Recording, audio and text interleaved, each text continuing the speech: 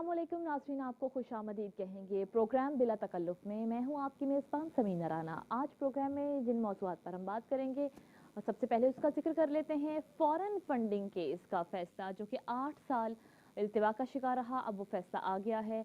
आज प्रोग्राम में हम बात करेंगे कि फैसला आने के बाद की पाकिस्तान तहरीक इंसाफ की क्या सिचुएशन है, और ख़ासतौर पर और हुकूमत ने जो रेफरेंस फाइल कर दिया है उसके बाद अब आगे क्या होने जा रहा है। क्या इमरान खान नाअहल हो जाएंगे? क्या इमरान खान बौखलाहट का शिकार हैं? और इसके अलावा एक और बड़ा अहम मामला ज़ेर गौर है इस फैसले को लेकर के पीटीआई कहती है कि ये सर्टिफिकेट है, जबकि हुकूमत की जानिब से बयान हल्फी कहा जा रहा है। तो ये बड़ी कन्फ्यूजन है, इस पर भी हम प्रोग्राम में बात करेंगे। और मनी लॉन्ड्रिंग के जो केसेस चलते रहे, जिस तरह से आसिफ सरदारी के हवाले से भी चला, और उसमें जो तशरीह की गई, क्या वो तशरीह अब पीटीआई के मामले में भी लागू होगी? और पीटीआई का मुस्तकबिल क्या होगा जब ये रेफरेंस हुकूमत ने अब फाइल कर दिया है? जब ये मामला मजीद आगे बढ़ेगा तो क्या नाअहल होने का की तलवार भी इमरान खान के सर पर लटक रही है?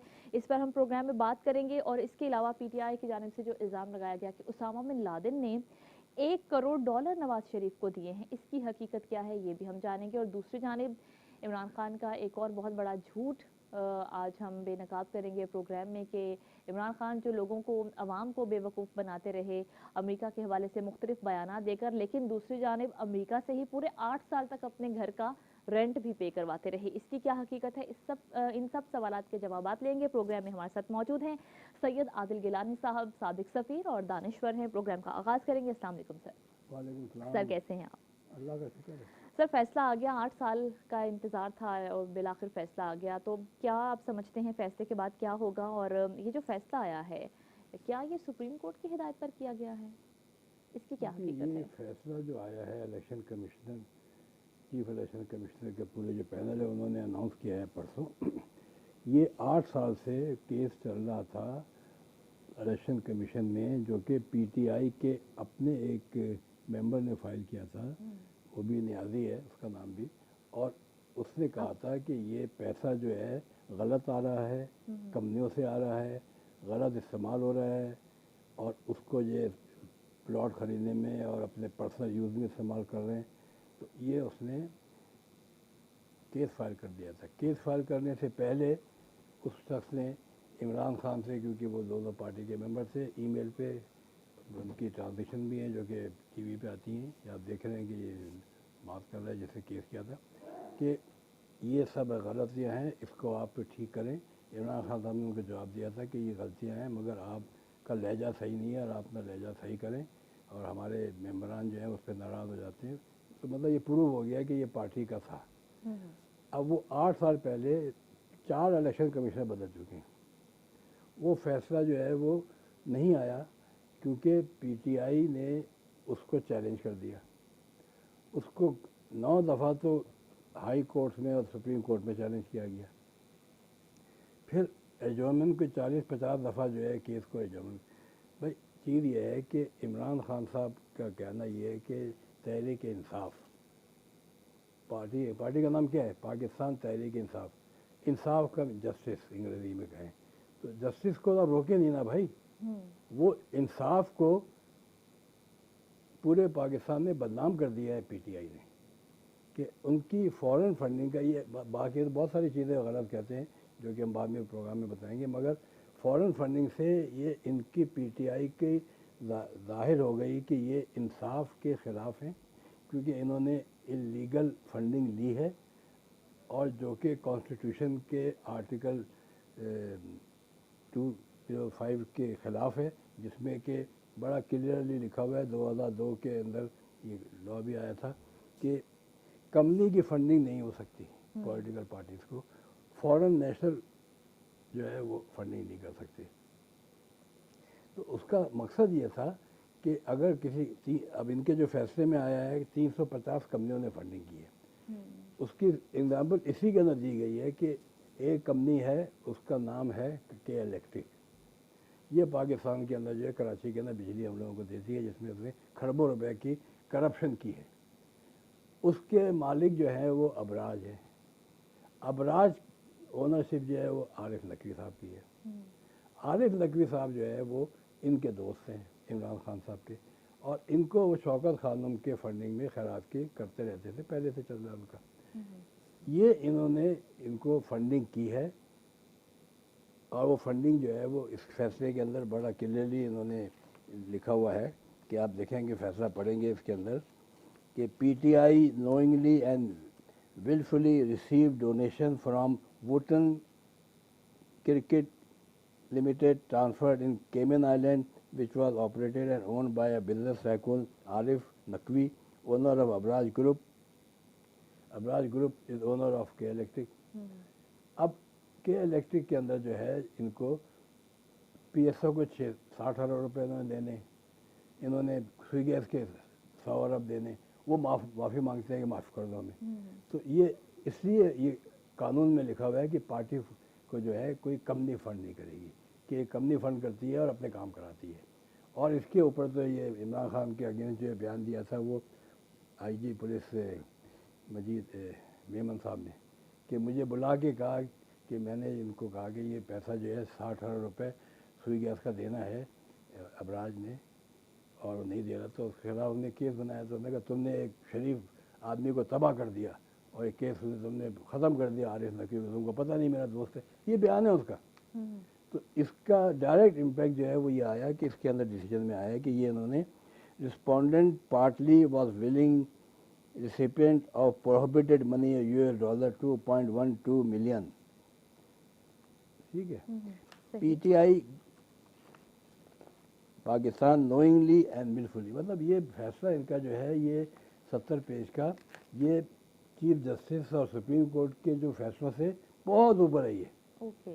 ये यानी आप ये पढ़ा, ये हिस्टोरिकल फैसला है, इसकी अंग्रेजी देखें, इसके अंदर फैसले में सिर्फ ये लिखा हुआ है कि ये कानून है, इसमें कोई ओपिनियन नहीं दी है इलेक्शन कमीशन ने, कोई अपना फैसला में ये नहीं कहा कि मैं ये समझता हूँ, कहते ये कानून है, ये एक्ट हुआ है, इसमें ये इलीगलिटी है। बिल्कुल। तो सर आप क्या नहीं समझते कि इस फैसले के बाद पीटीआई का जो बयानिया था, जो अवाम में ये लेकर जाते थे कि हमने चोरी पकड़नी है, हम तो चोर नहीं हैं, हम पे इल्ज़ामात हैं, क्या वो बयानिया झूठ साबित नहीं हो गया? नहीं, झूठ तो हो गया ना। ये फैसला देखिए, इसके अंदर लिखा हुआ जी के अंदर, PTI Pakistan through fund raising campaign carried out by PTI US LLC and PTI US LLC 5975 was recipient of donation from 34 foreign nationals and 351 foreign based companies. ये वहाँ की हैं, ये 351 कंपनियाँ अमेरिका में पीटीआई ने जमा किए हैं और इनको भेजे हैं, तो वो इलीगल, मतलब ये मैंने ऐसा बताया ना कि ये इसका कोई डिनाइल ही नहीं है। इसके अंदर के में लिखा है बड़ा क्लियर कर, जो कि सबसे ख़तरनाक है, The chairman of PTI for financial year 2008-9 to 2012-13, इनका 5 साल का था ना ये, has submitted Form 1 which found to be grossly inaccurate on the basis of the financial statement obtained by Commission from the State Bank of Pakistan and other material available on record. Therefore, in view of the material available, the record, the above discussion, the matter fall within the ambit.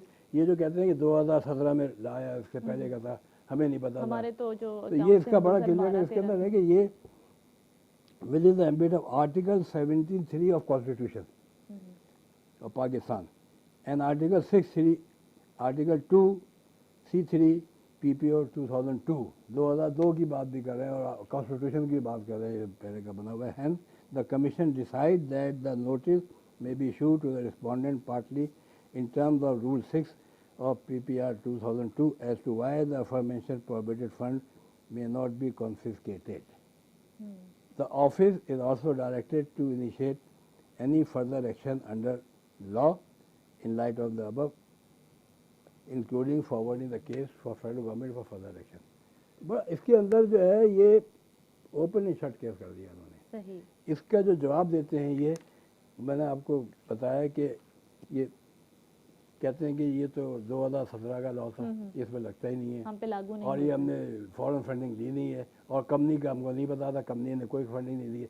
भाई चीज़ ये है कि इसको अब 8 साल तक क्यों रिश्ते लेते रहे, 8 साल तक जो है एडजॉर्नमेंट क्यों नहीं उन्होंने इलेक्शन कमीशन को दिया कि ये सारे इल्ज़ाम हमारे पे हैं, सही। इल्ज़ाम है गलत है, तो इसको ख़त्म कर दें। बिल्कुल। आज ये कह के असद उमर जैसा पढ़ा लिखा आदमी वो कहता है कि ये जो है एफिडेविट जो है वो ये होता है। सर इस पर भी बात करनी है, लेकिन एक ब्रेक का मुझे कहा जा रहा है। नाज़रीन, एक ब्रेक के बाद वापस आएंगे और बात करेंगे कि ये जो एफिडेविट और बयान हल्फी सर्टिफिकेट का मामला चल रहा है ये क्या है। साथ रहिए।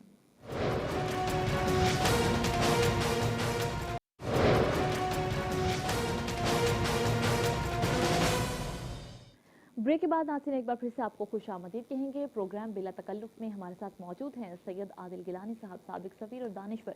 सर, ब्रेक पे जाने से पहले हम बात कर रहे थे कि ये जो 70 सवात का फैसला है इसमें कहीं भी एफिडेविट का जिक्र नहीं है, ना ही बयान हल्फी का जिक्र है। क्या हकीकत है, ज़रा हमारे मैं वही आवाम को बता रहा हूँ बताइए। कि असद उमर जैसा पढ़ा लिखा आदमी वो भी अपनी पार्टी को डिफेंड करने के लिए, हालांकि उसका इस अकाउंट से कोई ताल्लुक नहीं है। इस अकाउंट के ताल्लुक जो है वो तो पुराने इनके मेम्बरान हैं जो डिस्क्वालीफाई होने के चांस हैं। उसके अंदर स्पीकर असेंबली के या पता नहीं कौन कौन है नाम के, मगर ये डिफेंड करके मुल्क को बेवकूफ़ समझते हैं। यानी ओपन एंड शट केस है कि इसके अंदर पूरे जज जो ऑर्डर है सुप्रीम कोर्ट इसका इलेक्शन कमीशन का, उसमें कहीं एफिडेविट का जिक्र ही नहीं है। ये कहाँ से लेकर आ गया ये एफिडेविट है? कहीं सर्टिफिकेट का जिक्र नहीं है। फॉर्म 1 का जिक्र है कि फॉर्म 1 के अंदर सबमिट जो किया है उसमें गलत बयानी ली है। तो गलत बयानी जब की है उसने तो वो पर्सनली रिस्पॉन्सिबल है, तो वो झूठा है। जब झूठा है तो वो सादे अमीन नहीं है under the article 62 and 63 of constitution. बड़ा सिंपल केस है। ये लेकर आ गया कि ये है वो है। इसके अंदर आप देखें कि ये ऑर्डर जो दिया गया था ये एक्चुअली हुआ ये था कि ये केस तो 8 साल पहले फाइल हुआ था। ये 2014 में या 13 में हुआ था, तो ये को घुमाते रहे। मगर 2016 में हनीफ अब्बासी ने केस किया था सुप्रीम कोर्ट में इमरान खान के ख़िलाफ़ कि ये झूठा है और ये चीज़ें छुपाता है, इसने एसेट में डिक्लेरेशन में गड़बड़ की है, पार्टी फंडिंग में गड़बड़ की है। और उस पर जो फैसला आया जिसको ये कहते हैं सादिक अमीन कर दिया मुझे, अरे किसने कर दिया सादिक? वो कहीं नहीं लिखा हुआ सादिक अमीन। उस फैसले के अंदर भी जज कौन थे आप देखेंगे, हैरानी की बात है। जस्टिस मियाँ साकिब निसार, द मोस्ट बदनाम ज़माना जज ऑफ पाकिस्तान। जस्टिस उमर अता बंदियार, आज का चीफ जस्टिस, जो इसका अब उसको ये नहीं कह सकता कि मैंने उस वक्त फैसला गलत लिया था, आज सही है। इस फैसले के तहत supreme court is bound to disqualify Imran Khan and PTI. मैं बताता हूँ कैसे वो सही। और जस्टिस फैसल अरब इसके अंदर से। इस फैसले के अंदर जो लिखा हुआ है इन्होंने कि it is crucial at this stage to emphasise that we have expended the time and effort to our original jurisdiction sake of public interest. In the circumstances of the public outcry against corruption that arose as a result of Panama paper leak. Otherwise, appropriate forum, the case of such nature, ये जो case Abbasi ने किया था disqualification का, ये for the calling for the disqualification of an elected legislator is either election tribunal or where there are established admitted facts indicating disqualification then before the learned high court, ये वहाँ होना चाहिए था। तो साकिब निसार साहब ने ये अपने जुरिडिक्शन से तजावज़ किया था कि जो इनके इलीगल काम है इमरान खान के, इसके अंदर 85 इलीगल काम थे, वो उसने लीगलाइज कर दिए। सही। साकिब निसार ने इमरान खान साहब को लीगलाइज कर दिए और कहा कि ये केस उसकी वजह से इसके अंदर इस पर्टिकुलर, और वो मैं अगले प्रोग्राम में डिस्कस करूँगा, इसके अंदर जो पर्टिकुलर इस इलेक्शन फंडिंग की बात है उस पर इनके ये फैसला देखेंगे हैरान हो जाएंगे कि ये फैसला जो आया है उस पर ये सुप्रीम कोर्ट बाउंड है डिस्क्वालीफाई करने के लिए। The allegation that the PTI is a foreign aided political party can under article 15 of the PPO. Again ये आर्टिकल कॉन्स्टिट्यूशन बात कर रहे हैं। असद उमर साहब जो है वो रूल्स की बात कर रहे हैं 2017 के। यानी एक बार फिर से आवाम को बेवकूफ बनाने के लिए कैंपेन प्रॉपर चलाई जा रही है, अगर हम ये कहें तो गलत नहीं। क्योंकि इनकी जान पे बनी हुई है, क्योंकि this party is deemed to be disqualified, right, क्योंकि अभी हुकूमत ने रेफरेंस भी तो फाइल कर दिया है। देखिए ना, मैं आपको पिछले प्रोग्राम में आपको बताया था कि जो करप्ट लोग होते हैं उनको पकड़ा, व्हाइट कॉलर क्राइम बड़ा मुश्किल है पकड़ना। एक एल कपूर था अमेरिका के अंदर 1840 या 1890 में, वो पूरा का पूरा शिकागो का किंग था। वो ब्रोथल चलाता था, कैसीनो चलाता था, वो जो है वो मनी लॉन्ड्रिंग करता था, सारे हॉलीवुड को फंडिंग करता था, वो जो है हीरोइन की स्मगलिंग करता था। वो पकड़ा नहीं जाता था। उसको पकड़ा गया था तो सिर्फ इनकम टैक्स लॉ में पकड़ा गया कि उसने टैक्स नहीं दिया था $17,000 का। 30 साल की सज़ा हुई, उसमें मर गया वो। यहाँ पर भी है, कोई पकड़ा नहीं जाता। आप देखें कि कितने करप्शन के केसेस नैब ने किए हैं, FIA ने किए पिछले 40 साल में। जरदारी साहब पे, नवाज शरीफ पे, हर एक पे चल रहे, कोई नहीं पकड़ा गया। बड़ा मुश्किल है। सिर्फ इनकम टैक्स के कानून के तहत पकड़े जाएंगे। और ये इलेक्शन कमिश्नर ने ये जो करके फैसला इनको दिया ये बिल्कुल वो बाउंड ठोक कर दिया दिया। है। सर, ये जो अभी आपने आसिफ जरदारी नवाज शरीफ का जिक्र किया, तो जाली अकाउंट्स केस का जिक्र आसिफ जरदारी के हवाले से अभी भी हम करते हैं। वो जो उन पर चल रहा है जाली अकाउंट्स केस, तो क्या वो PTI के रहनुमाओं पर भी चलेंगे ये केसेस? इसका जवाब दे दूँ। पहले मैं आपको ये का सुप्रीम कोर्ट का ये बता दूँ कि इस फैसले में इन्होंने 3 फर्स्ट सेकंड थर्ड में लिखा था कि ये जो है ये मैटर है इनका। और article it is the duty of election commission of Pakistan to scrutinise the account of political parties, कि उसका काम है। The alleged falsity of the certificate issued by respondent, ये बात है सुप्रीम कोर्ट ने खुद लिखा है कि alleged falsity of the certificate, जो फॉर्म 1 है वो सर्टिफिकेट है कि ये मैं जो सबमिट कर रहा हूँ ये बिल्कुल सही है, मैंने कुछ छुपाया नहीं है। जिसको असद नंबर साहब कहते हैं एफिडेविट, ये एफिडेविट होता है। एफिडेविट का ये होता है, ये इमरान खान का एफिडेविट है किसी और चीज़ में, तो जो टीवी में आप देख रही हैं। तो ये इसके अंदर लिखा था, issued by the respondent article 13(2) of the PPO is secondary fact, ascertained by the competent court of law after ECB gives its finding। ये फाइंडिंग ECB दे दी कोर्ट के ऑर्डर पे। और that any prohibited funding has been received and collected, फिर action ले court.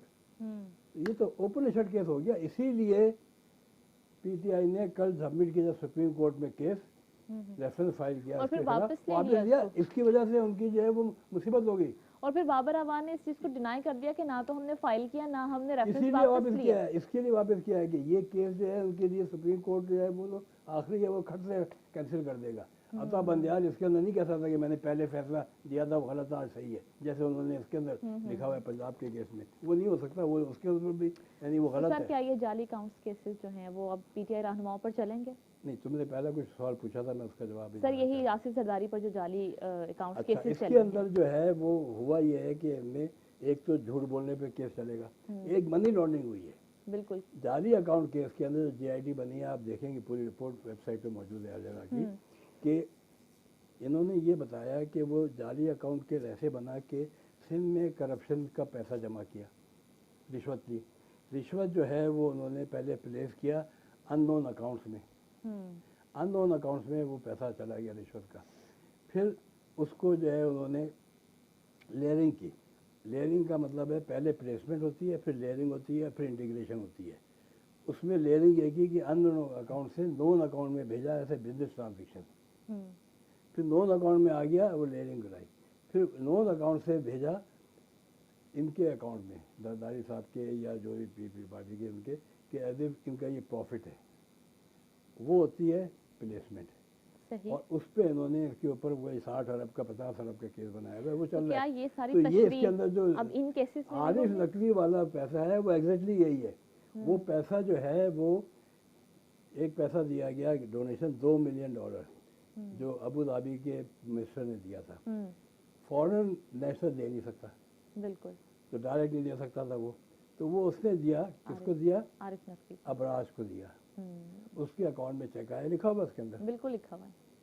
Abraj ने, उनका जो accountant था, उसने आरिफ नकवी से कहा, आरिफ नकवी ने कहा इसके अंदर से $1.2 मिलियन जो है वो आप भेज दो PTI के अकाउंट में।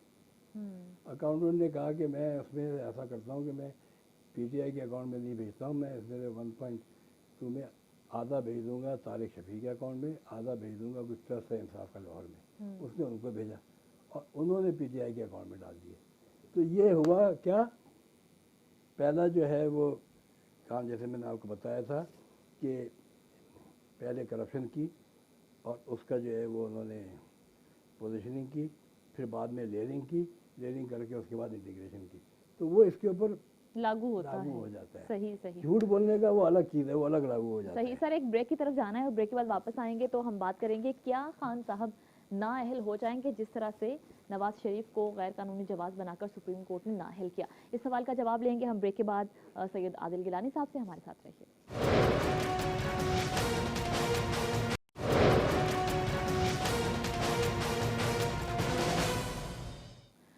वेलकम बैक नाज़रीन, एक बार फिर से खुशामदीद कहेंगे प्रोग्राम में।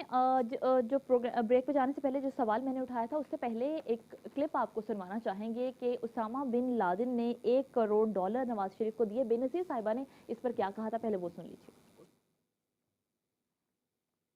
जो 1989 की बात है कि उसामा बिन लादेन ने $10 मिलियन भेजा था एक फौजी जनरल को, और उस फौजी जनरल ने उसामा बिन लादेन को नवाज शरीफ से मिलाया और कहा कि ये हमारी मदद कर रहा है। नाज़रीन आपने ये क्लिप सुना, इसका जवाब लेते हैं सैयद आदिल गिलानी साहब ने से। सर ये क्या मामला है कि पीटीआई ने इल्ज़ाम लगाया कि उसामा बिन लादेन ने $1 करोड़ नवाज शरीफ को दिए। और देखिए, ये हुआ ये है कि जब से ये केस आया है पीटीआई के सारे लोग परेशान हो गए हैं कि वो डिस्क्वालीफाई हो जाएगी। अब वो कह रहे हैं कि जी ये $1 करोड़ जो है वो नवाज शरीफ को दिए। ये असद उमर साहब कहते हैं, ये इनके सारे फवाद चौधरी कहते हैं, जबकि ये इल्ज़ाम जो लगाया था, ये इल्ज़ाम है। इल्ज़ाम किसने लगाया था? बेनज़ीर ने लगाया था ये कि उसामा बिन लादेन ने ये $1 मिलियन जो है वो दिए थे एक रिटायर्ड आर्मी जनरल को। आर्मी जनरल जो रिटायर्ड था वो आईएसआई का एक चीफ था, जबकि 2000 बेनज़ीर पहली दफ़ा प्राइम मिनिस्टर बनी थी 1988-89 में, और उसका वो आईएसआई चीफ था, उसने उसको हटाया था। हमीद गुल उसका नाम है। हमीद गुल ने ये पैसे लिए, बता रही है जब ये दोबारा सेकंड टर्म में आई थी 1996 में, कि ये उसने बताया कि उसने पैसे लिए थे कि ये दे के और उसामा बिन लादेन से कि बेनज़ीर को हटाओ। तो उसने उस पैसों को इस्तेमाल करके और ये सारी पार्टियों को दिए। उसने कहा नवाज शरीफ को पैसे मिले या नहीं मिले, ये इल्ज़ाम है। दूसरा इल्ज़ाम लगाते हैं कि ये $2 करोड़ जो है वो अबराज ने जो है नवाज शरीफ बरदान को दिए। वो भी कहीं इल्ज़ाम नहीं है, वो एक खबर उसमें आई थी, इसके अंदर भी आई है जो फाइनेंशियल टाइम में, कि ये र्यूमर है कि आरिफ नकवी ने एक पाकिस्तान के बिजनेसमैन है उनको दिए कि मेरी के इलेक्ट्रिक की शंघाई के साथ जो है चाइना के साथ डील हो रही है वो करवा दो, तो मैं आपको $20 मिलियन दे दूँगा, वो चाहे आप पार्टी फंडिंग में डालना है कहाँ डालना है। उसका कोई प्रूफ नहीं है, कोई ट्रांजेक्शन नहीं है, मगर ये कहते हैं पैसा मिल गया। पैसा मिल गया तो केस करो, ख़त्म करो। 4 साल तक इसकी फेडरल हुकूमत थी पीटीआई की। ये जो बातें करते हैं उसके हिसाब से इनको तो 4 साल के अंदर कन्विट करके नवाज शरीफ को तबाह कर देना चाहिए था, आसिफ जरदारी को बंद कर देना चाहिए था। मतलब क्योंकि इनके इल्ज़ामात में कोई हकीकत नहीं है, कोई टेंजिबल प्रूफ नहीं है, तो ये सारा का सारा इसके अंदर इनके ऊपर जो मेन इल्ज़ाम आ रहा है वो आ रहा है मनी लॉन्ड्रिंग का और डिक्लेरेशन का। आपको मैं दिखा रहा था कि जो कोर्ट है इसने फैसला जो दिया था नवाज शरीफ के केस में, उसमें जज कौन कौन थे? वो जज थे वो आसिफ सईद खोसा। आसिफ सईद खोसा साहब जो है वो दामाद है नसीम हसन शाह के। जस्टिस नसीम हसन शाह जो चीफ जस्टिस जिन्होंने फांसी दी थी किसको? जुल्फ़िकार अली भुट्टो को, और बाद में उन्होंने एडमिट किया था, वो तो बेचारे फांसी हो गया कि जी मुझ पर प्रेशर था, बड़ी गलती मुझसे हो गई, मगर मुझे नौकरी करनी थी। उसका ये दामाद है। ठीक है, इसके अंदर से जस्टिस गुलजार, जस्टिस अजमत सईद। जस्टिस अजमत सईद वो जज है जो उसने पीटीआई के सारे केसेस में फैसले दिए और रिटायर होते ही पीटीआई का ट्रस्टी बन गया। वो शौकत खानम का बोर्ड ऑफ डायरेक्टर का ट्रस्टी है। फिर उसके अंदर जस्टिस एजाजुल हसन, ये जो आज बैठे हुए हर केस के अंदर होते हैं। इसके अंदर इन्होंने फैसला जो दिया था, उस फैसले को जब इस पर आप लगाते हैं आप देखेंगे कि इमरान खान 10 दफ़ा डिस्क्वालीफाई होता है। सही। एक या इनका देखिए इमरान खान के एसेट डिक्लेरेशन है, इसमें कहीं पर भी ये नहीं होता कि आपकी इनकम जो है वो कहाँ से आ रही है, कहाँ से। ये है कि ये मेरे पैसे हैं, ये मैं बिज़नेस करता हूँ, ये पैसा बिज़नेस का है, ये मेरे एसेट प्रॉपर्टी डिक्लेरेशन है, ये मेरी लाइबिलिटी है, ये गाड़ियाँ हैं, ये सब कुछ है। उसमें ये नहीं लिखा कि ये मेरा पैसा जो है वो यानी इतना आया इतना नहीं आया, वो इनकम टैक्स में देना होता है। उसका कोई ताल्लुक जो है वो इलेक्शन कमीशन से नहीं है, उसका कोई ताल्लुक इससे नहीं है। सही। इस केस के अंदर पनामा केस का उन्होंने निकाला था, ये पनामा में था, और उससे नवाज शरीफ को डिस्क्वालीफाई करना था। तो ये 7 के पैनल ने ये फैसला दिया कि एक कंपनी है दुबई में, दुबई की कंपनी इसके बेटे की है नवाज शरीफ के, उसके अंदर नवाज शरीफ को उसने एक मैनेजर की हैसियत से रखा हुआ है, जनरल मैनेजर की हैसियत से, और उसमें उसकी 10,000 दरम तनख्वाह रखी हुई है। वो तनख्वाह इसने ली नहीं, तो मतलब इसके पैसे अकाउंट में तो नहीं आए ना। अब अगर इमरान खान के अकाउंट में पैसे नहीं आते तो नहीं आए, तो इसके अंदर पैसे नहीं आए, मगर ब्लैक लॉ डिक्शनरी के हिसाब से वो पैसा इसके अकाउंट में आ सकता था। ये in this nomination paper filed in the general election of 2003 terms of section 12(2)(f of the Representation of People Act and having furnished a false declaration under the solemn affirmative, respondent number 1 Mia Nawaz Sharif is not honest under section 99 of the ROPA article 62(1)(f of the Constitution of Islamic Republic of Pakistan and therefore he is disqualified to be member of Majlis-e-Shura। और ये मतलब ये फैसला जो है उन्होंने खींच खांच के निकाला है, नहीं गलत है ये। मतलब सही। इसके इमरान खान के तो ये 10 चीज़ें इसके अंदर आ गई हैं। इसी जो सुप्रीम कोर्ट के फैसले में हनीफ अब्बासी ने जब कहा था कि इसने ये जो 1 कॉन्स्टिट्यूशन एवेन्यू के अंदर अपना अपार्टमेंट है हयात एजेंसी वाला, वो डिक्लेयर नहीं किया है, तो उस पर वो कहते हैं कि ये उसने इसके पैसे दिए हैं, मगर इसने कहा कि मुझे अपार्टमेंट का नंबर नहीं मिला था तो मैंने डिक्लेयर नहीं किया। भाई डिक्लेयर नहीं किया ना, नंबर मिले या नहीं मिले, डिक्लेयर नहीं किया था ना, तो डिस्क्वालीफाई उसमें भी हो जाता है। तो पूरी की पूरी जुडिशरी के वो जजेस 6 जो थे, इन्होंने इमरान खान साहब को बचाया, जो सही इनकी इलीगलिटी थी under the article of election commission and रोपा एक्ट, और नवाज शरीफ को निकाला इलीगली अनकॉन्स्टिट्यूशनली। और उसको अब इसके हिसाब से ये फैसला जो है ये सुप्रीम कोर्ट का चेंज तो नहीं हो सकता ना, जब तक कि ये रिव्यू नहीं हो। इसके रिव्यू पिटिशन डाली हुई है, सुन नहीं रहे। इसके तहत ये सारे जो है डिस्क्वालीफाई होते हैं। इमरान खान जो है वो लाइफ लॉन्ग डिस्क्वालीफाई हो जाएगा। और ये इसका जो है ये अब दूसरा एक और चीज़ भी छुपाई है सैयद आदिल जयरानी साहब, इमरान खान ने अमेरिका से पूरे 8 साल अपने घर का रेंट दिलवाते रहे और आवाम को बिल्कुल बेवकूफ़ बनाते रहे, अमेरिका के हवाले से बिल्कुल एक अलग बयानिया सामने रखते रहे। तो ये वाली बात कितनी मुश्किलात पैदा कर सकती है इमरान खान के लिए? ये मुश्किल, ये भी 62(1)(f के अंदर डिस्क्वालीफाई हो जाएंगे, क्योंकि ये मोहसिन बेग हैं, उन्होंने ये कहा है कि 8 साल से ये किराया लेते रहे हैं अमेरिका से अपने अपार्टमेंट का, और अगर गलत है तो मुझे कोर्ट में लेके जाए। आज 10 दिन हो गए वो कुछ नहीं किया। इनका अपार्टमेंट है डिप्लोमेटिक एनक्लेव G5 में 1830 स्क्वायर फीट का। ओके। ये इन्होंने डिक्लेयर किया हुआ है 2014 के उसमें। उसके किराया जो है 10 साल पहले मेरे एक दोस्त का वहाँ पे था, ऐसे ही 1800 फुट का, वो 2 लाख रुपए किराया था 10 साल पहले। सही। क्योंकि वो एक डिप्लोमेटिक एरिया है और बड़ा सिक्योर्ड है। ये तो एम्बेसी ने लिया और आज 10 साल 12 साल हो गए, तो इसका किराया डेफिनेटली जो है अब जो है 4-5 लाख रुपए है। अगर 4 लाख रुपए भी है तो 4 लाख रुपए पे 48 लाख पे अंडर द FBR रूल कम से कम 11 लाख रुपए इनकम टैक्स लगता है। सही। राइट। इनके जो इनकम टैक्स रिटर्न है 2014 के 2013 उसमें 1 लाख रुपए दिया है।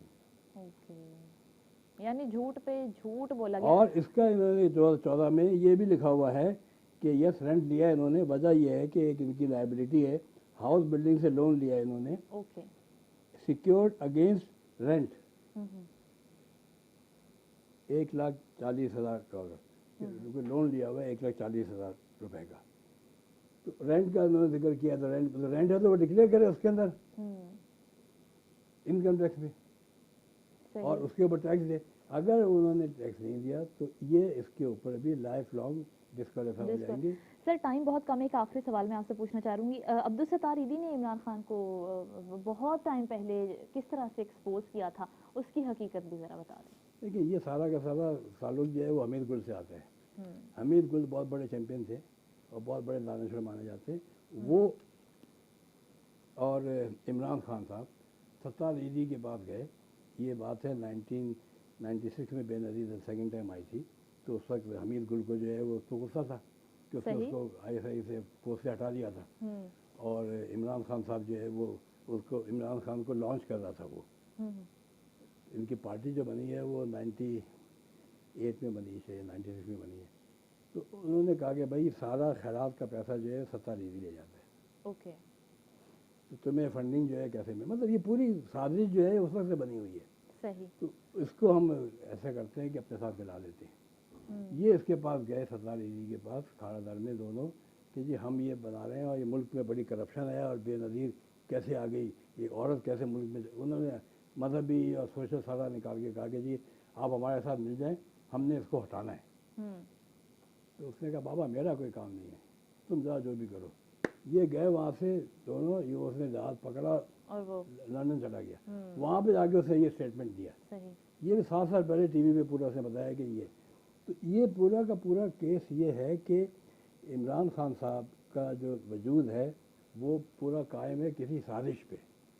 PTI की जो बनाई गई है, अभी हर आदमी कहता है, खुद कहते हैं ना कि मैं जब जीत के भी आ गया तो ये इलेक्शन कमिश्नर को मैंने नहीं अपॉइंट किया है, मुझे हेडक्वार्टर इस्लामाबाद से बताया गया कि इसको लगा दो, मैं तो जानता भी नहीं इसको। मेरे साथ जो हुकूमत जो जीत नहीं गई और मेरे वोट के लिए मैं हमेशा ये सिलेक्शन मुझे वोट दिलाती थी बजट पास करने के लिए। तो मतलब ये शख्स जो है ये एक टूल था, और वो टूल जो है उसने कहा था डॉक्टर इसरार ने कि यहूदियों का एजेंट है। वो आज प्रूव हो रहा है, क्योंकि अब है या नहीं है, मगर चीज़ ये कि इनकी जो हरकतें निकल के वो सामने आ गई और उसने पाकिस्तान को तबाह कर दिया। ये एक्सपोज हुआ है। सुप्रीम कोर्ट 3 महीने से लेके बैठी हुई है, मुल्क का बेड़ा गर्क कर दिया। 3 के जजेस ने, 3 student they just spoiled whole Punjab. तो इकॉनमी हमारी 200 रुपये से लेके वो चलेगी 250 पे। एक फैसला सही वाला आ गया इलेक्शन कमीशन और उस पर इकॉनमी बिल्कुल ठीक हो गई। लेकिन उस पर PTI को बहुत मसाइल शुरू हो गए। मसाइल शुरू ये हो गया कि एकदम से रिवर्स हो गया ना, कि ये कोर्ट को भी देखना है। कोर्ट तो खड़े हो गए आज उन्होंने शुजात बेग ने कह दिया ना, चौधरी शुजात ने, कि ये लीगल है परवेज इलाही पार्टी का इलेक्शन कमीशन ने नोटिस दे दिया है कि इलेक्शन रोक दो। हो सकता है कि पंजाब की government election commission illegal declare कर दे। सही, बहुत सारी ये भी एक चीज़ें बहुत सामने बड़ा आई हैं। सेटबैक होगा। प्रोग्राम का वक्त खत्म हो गया। बहुत शुक्रिया सैयद आदिल गिलानी साहब, आपने अपना तजिया दिया। साबिक सफीर, साबिक दानिश पर हमारे साथ मौजूद थे और अपना तजिया दे रहे थे इन तमाम मामलों पर। नाज़रीन, उम्मीद करते हैं आपको ये प्रोग्राम पसंद आया होगा। अपनी फीडबैक से आगाह कीजिए। इजाज़त दीजिए, अल्लाह ने के बाद।